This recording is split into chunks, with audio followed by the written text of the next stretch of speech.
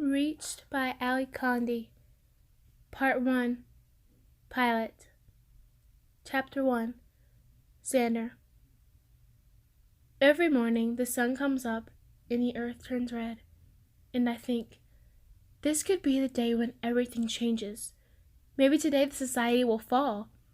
The night comes again and we're all still waiting, but I know the pilot's real.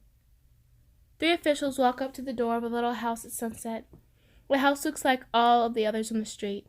2 shutters on each of its 3 forward-facing windows, 5 steps up to the door, and 1 small, spiky bush planted to the right of the path. The oldest of the officials, a man with gray hair, raises his hand to knock. 1, 2, 3. The officials stand close enough to get to the glass that I can see the circle-shaped insignia sewn on the right pocket of the youngest official's uniform. The circle is bright red and looks like a drop of blood. I smile, and he does too, because the official is me. In the past, the official ceremony was a big occasion at City Hall. The society held a formal dinner, and you could bring your parents and your match with you. But the official ceremony isn't one of the 3 big ceremonies: welcoming day, the match banquet, and the final celebration. And so it's not what it used to be. The society has started to cut corners where they can, and they assume officials are loyal enough not to complain about their ceremony losing some of its trimmings. I stood there with 4 others, all of us in new white uniforms. The head official pinned the insignia on my pocket, the red circle representing the medical department. And then, with our voices echoing under the dome of the mostly empty hall, we all committed to the society and pledged to achieve our society-designated potential. That was all. I didn't care that the ceremony was anything special, because I'm not really an official. I mean, I am, but my true loyalty is to the rising. A girl wearing a violet dress hurries along the sidewalk behind us. I see her reflection in the window. She's got her head down like she's hoping we won't notice her. Her parents follow behind, all 3 of them heading toward the nearest air train stop. It's the 15th, so the match banquet is tonight. It hasn't even been a year since I walked up the stairs of City Hall with Cassia. We're both far away from Oria now. A woman opens the door of the house. She's holding her new baby, the one we're here to name. Please come in, she tells us. We've been expecting you. She looks tired, even on what should be one of the happiest days of her life. The society doesn't talk about it much, but things are harder in the border provinces. The resources seem to start in Central and then bleed outward. Everything here in Kama's province is kind of dirty and worn out. After the door closes behind us, the mother holds out the baby for us to see. 7 days old today, she tells us, but of course we already know. That's why we're here. Welcoming day celebrations are always held a week after the baby's birth. The baby's eyes are closed, but we know from our data that the color is deep blue. His hair, brown. We also know that he arrived on his due date, and that under the tightly wrapped blanket he has 10 fingers and 10 toes. His initial tissue sample taken at the medical center looked excellent. Are you all ready to begin? Official Brewer asks. As the senior official in our committee, he's in charge. His voice has exactly the right balance of benevolence and authority. He's done this hundreds of times. I've wondered before if Official Brewer could be the pilot. He certainly looks the part, and he's very organized and efficient. Of course, the pilot could be anyone. The parrots nod. According to the data, we're missing an older sibling. The second in command, Official Lee, says in her gentle voice. Did you want him to be present for the ceremony? He was tired after dinner, the mother says, sounding apologetic. He could barely keep his eyes open. I put him to bed early. That's fine, of course, Official Lee says. Since the little boy is just over 2 years old, nearly perfect spacing between siblings, he is not required to be in attendance. This isn't something he'd likely remember anyway. What name have you chosen? Official Brewer moves closer to the port in the foyer. Ori, the mother says. Official Brewer taps the name into the port, and the mother shifts the baby a little. Ori, Official Brewer repeats. And for his middle name? Burton, the father says. A family name. Official Lee smiles. That's a lovely name. Come and see how it looks, Official Brewer says. The parents come closer to the port to see the baby's name. Ori Burton Farnsworth. Underneath the letters runs the barcode the society has assigned for the baby. If he leads an ideal life, the society plans to use the same barcode to mark his tissue preservation sample at its final celebration. But the society won't last that long. I'll submit it now, Official Brewer says, if there are no changes or corrections you want to make. The mother and father move closer to check the name one last time. The mother smiles and holds the baby near the port screen, as if the baby can read its own name. Official Brewer looks at me. Official Carol, he says, it's time for the tablet. My turn. We have to give the tablet in front of the port, I remind the parents. The mother shifts Ori even higher so that the baby's head and face are clearly visible for the port screen to record. I've always liked the look of the little disease-proofing tablets we give at the Welcoming Day ceremonies. These tablets are round and made up of what looks like 3 tiny pie wedges, 1/3 blue, 1/3 green, and 1/3 red. Though the contents of this tablet are entirely different from the 3 tablets the baby will carry later, the use of the same colors represents the life he will have in the society. The disease-proofing tablet looks childish and colorful. They always remind me of the paint palettes on our screens back in first school. The society gives the tablet to all babies to keep them safe from illness and infection. The disease-proofing tablet is easy for babies to take. It dissolves instantly. It's all much more humane than the inoculations previous societies used to give, where they put a needle right into the baby's skin. Even the Rising plans to keep the disease-proofing tablets when they come to power, but with a few modifications. The baby stirs when I unwrap the tablet. Would you mind opening his mouth for me? I ask the baby's mother. When she tries to open his mouth, the baby turns his head, looking for food and trying to suck. We all laugh, and while his mouth is open, I drop the tablet inside. It dissolves completely on his tongue. Now we have to wait for him to swallow, which he does, right on cue. Ori Burton Farnsworth, Official Brewer says, we welcome you to the society. Thank you, the parents say in unison. The substitution has gone perfectly, as usual. Official Lee glances at me and smiles. Her long sweep of black hair slides over her shoulder.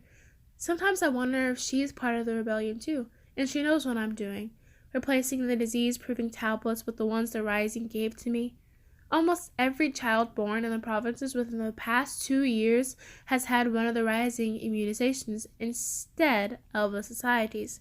Other Rising workers like me have been making the switch. Thanks to the Rising, this baby won't only be immune to most illnesses, he'll also be immune to the red tablet, so the society can't take his memories. Someone did this for me when I was a baby. They did the same for Kai, and probably for Cassia. Years ago, the Rising infiltrated the dispensaries where the society makes the disease-proofing tablets. So, in addition to the tablets made according to the society's formula, there are others made for the Rising. Our tablets include everything the society uses, plus the immunity to the red tablet, plus something more. When we were born, the Rising didn't have enough resources to make new tablets for everyone. They had to choose only some of us, based on who they thought might turn out to be useful to them later. Now they finally have enough for everyone. The Rising is for everyone, and we, are not going to fail. Since the sidewalk is narrow, I walk behind Official Brewer and Official Lee on our way back to the air car. Another family with a daughter wearing banquet attire hurries down the street. They're late, and the mother's not happy. I told you again and again, she says to the father, and then she catches sight of us and stops cold. Hello, I say as we pass them. Congratulations. When do you next see your match? Official Lee asks me. I don't know, I say. The society hasn't scheduled our next port-to-port communication. Official Lee is a little older than I am, at least 21, because she has celebrated her marriage contract.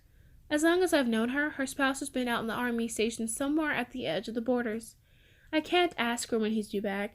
That kind of information is classified. I don't even think Official Lee knows when he'll return.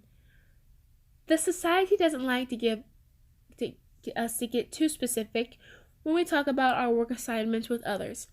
Cassie is aware that I'm an official, but she doesn't know exactly what I do. There are officials in all different departments in the society.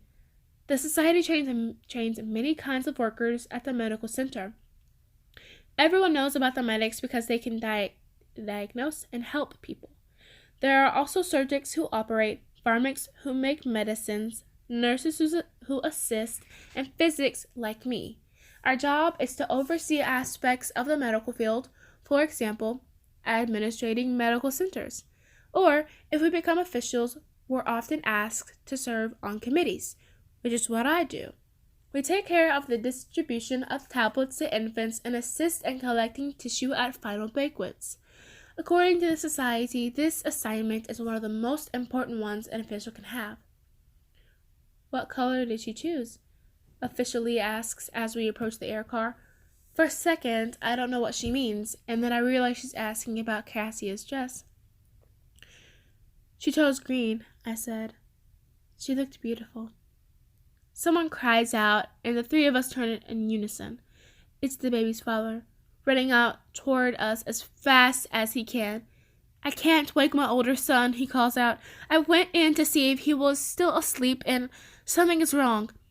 Contact the medics on the port, Official Brewer calls back, and the three of us move as fast as we can to the house. We go inside without knocking and hurry to the back where the bedrooms always are. Official Lee puts her hand on the wall to steady herself before Official Brewer opens the bedroom door. You all right? I ask her. She nods. Hello? Official Brewer says. The mother looks up at us, her face ashen. She still holds the baby. The older child lying on the bed doesn't move at all. He rests on his side, his back to us.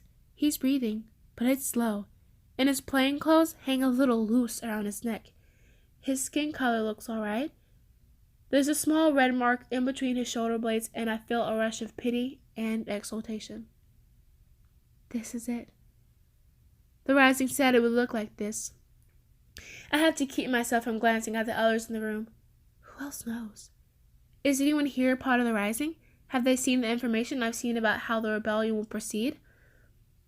Though the incubation period may vary, once the disease is manifest, the patient deteriorates quickly. Slurred speech is followed by a descent into an almost comatose state. The most telltale sign of the live plague virus is one or more small red marks on the back of the patient. Once the plague has made significant inroads into the general populace and can no longer be concealed by the society, the Rising will begin. What is it? The mother asks. Is he ill? Again, the three of us move at the same time.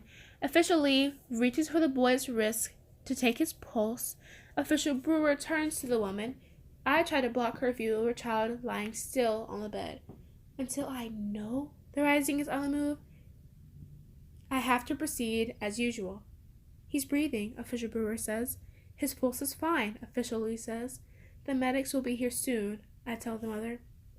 Can't you do something for him? She asks. Medicine? Treatment? I'm sorry, Official Brewer says. We need to get to the medical center before we can do anything more. But he's stable, I tell her. Don't worry, I want to add. The Rising has a cure. I hope she can hear the sound of hope in my voice since I can't tell her outright how I know it's all going to work out. This is it, the beginning of the Rising. Once the Rising comes to power, we'll all be able to choose. Who knows what might happen then? When I kissed Cassia back in the burrow, she caught her breath in what I think was surprise. Not at the kiss. She knew that was coming. I think she was surprised by how it felt. As soon as I can, I want to tell her again in person. Cassia, I'm in love with you, and I want you. So what will it take for you to feel the same? A whole new world? Because that's what we're going to have. The mother edges a tiny bit closer to her child. It's just, she says, and her voice catches, that he's so still.